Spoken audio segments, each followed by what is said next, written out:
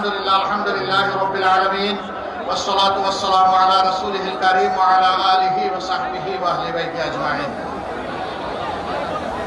আল্লাহ তাবারক ওয়া তাআলা শুকরিয়া আদায় করছি যিনি আজকে আমাকে এখানে দাঁড়ানোর তৌফিক এনায়েত করেছেন। আলহামদুলিল্লাহ।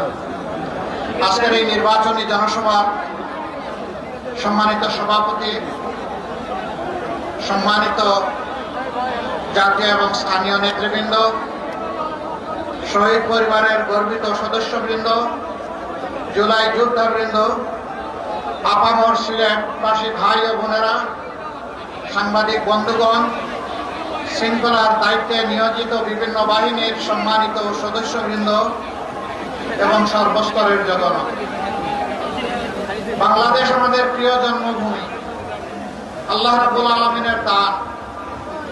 সিলেটকে বলা হয় বাংলাদেশের আধ্যাত্মিক রাজধানী। এখান থেকে কয়েক গজ দূরে আছে হযরত শাহজালাল ইমানি রাহমাতুল্লাহ আলাইহির মাজার। আমরা তার উত্তরসূরি। তিনি এসেছিলেন অন্যায়ের বিরুদ্ধে, জুলুমতন্ত্রের বিরুদ্ধে, তৎকালীন ফ্যাসিবাদের বিরুদ্ধে তলোয়ার হাতে নিয়ে এসেছিলেন। আলহামদুলিল্লাহ, তিনি মজলুমের পক্ষে দাঁড়িয়েছিলেন, জালিমের বিপক্ষে তিনি অভিযান পরিচালনা করেছিলেন। বাংলাদেশ গত 54 বছরে জুলুমের শিকারে পরিণত হয়েছে। আলেম ওলামা, রাজনৈতিক দলের নেতৃবৃন্দ, ছাত্র, শিক্ষক, সাংবাদিক, সুশীল সমাজের সদস্য, সাধারণ শ্রমিক, কৃষক, মেহনতি মানুষ, কামার কুমার, তাঁতি, জেলে, কেউ এই জুলুমের হাত থেকে রক্ষা পায়নি। সবচেয়ে বড় মজলুম দল বাংলাদেশ জামাত ইসলামী। শুধু আল্লাহ তাআলার আইনের প্রতিষ্ঠার কথা বলার অপরাধে আমাদেরকে খুন করা হয়েছে। এক এক করে আমাদের শীর্ষ 11 জন নেতাকে দুনিয়া থেকে বিদায় করা হয়েছে।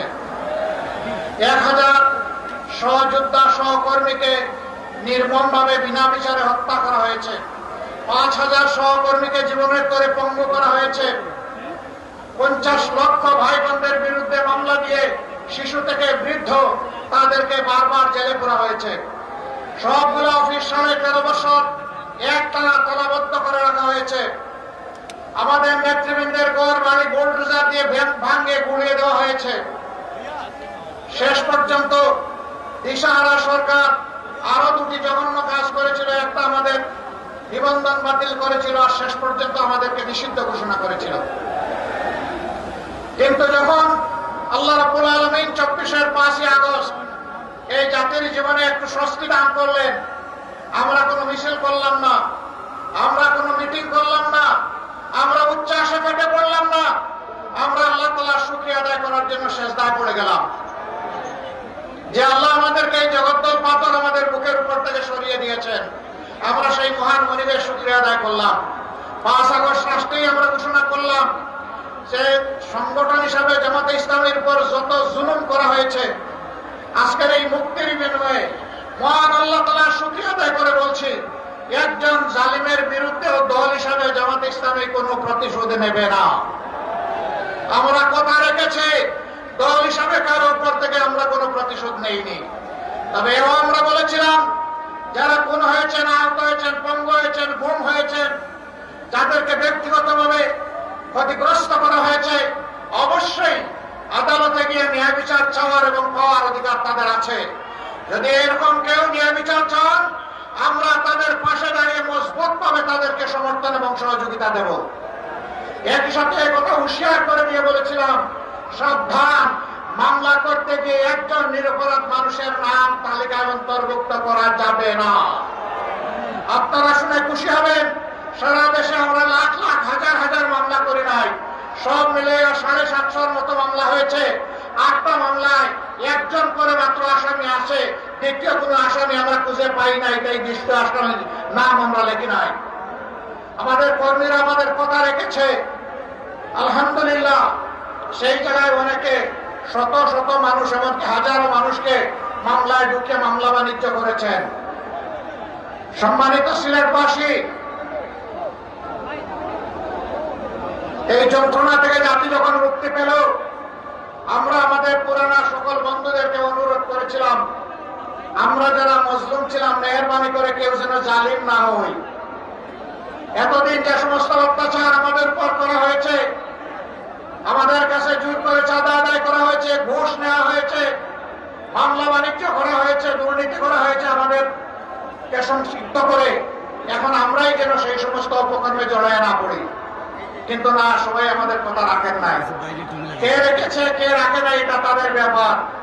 সেন্সিবল নাগরিক হিসেবে এটা আমাদের দায়িত্ব ছিল, তাই আমরা অনুরোধ জানিয়েছি। যারা রেখেছেন তাদেরকে অভিনন্দন, যারা রাখতে পারেননি তাদের ব্যাপারে আমাদের কোনো বক্তব্য নাই। জনগণ তাদের নিজস্ব বিবেকের আয়নায়, বিবেকের আদালতে তাদের বিচার করবে, আমাদের এখানে বলার কিছু নেই। প্রিয় সম্মানিত সিলেটবাসী, এই সিলেটের আমি সন্তান, আপনাদের বুকেই আমি লালিত হয়েছি, বড় হয়েছি। এখানেই আমার শিক্ষা দীক্ষা, এখানে আমার কর্মজীবন, এখানে আমার রাজনৈতিক জীবন, এখানেই আমার সাংস্কৃতিক এবং সামাজিক কর্মকাণ্ড, সবকিছুর সাক্ষী আপনারা। আজকে আমি আপনাদের একজন হয়ে এখানে দাঁড়িয়েছি।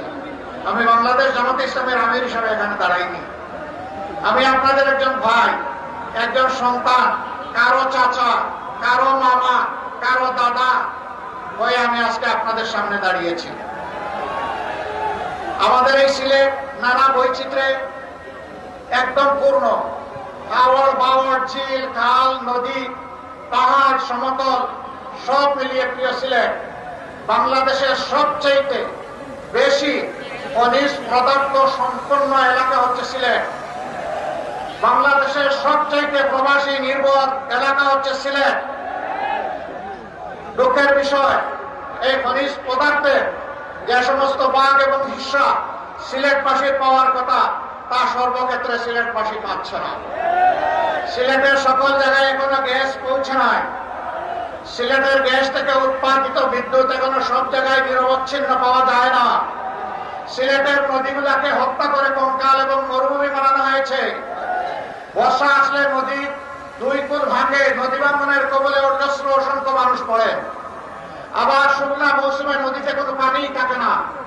সিলেটবাসীর জন্য সুপেয় পানি পাওয়া এটা আলাদিনের চেরাগের মতো, বসে বসে অপেক্ষা করতে হয়। এই সমস্ত সংকটে সিলেট ভুগছে। তার পাশাপাশি ড্রেনেজ ব্যবস্থার দুর্বলতা ও প্রতুলতার কারণে বর্ষা আসলেই ডুবে যায়, ভেসে যায়। এই সবগুলো আমাদের নিত্যদিনের সঙ্গী। মদ, গাঁজা, সন্ত্রাস, অস্ত্র এ আরেক দল অস্থির করে রাখে আমাদের প্রিয় সিলেটকে।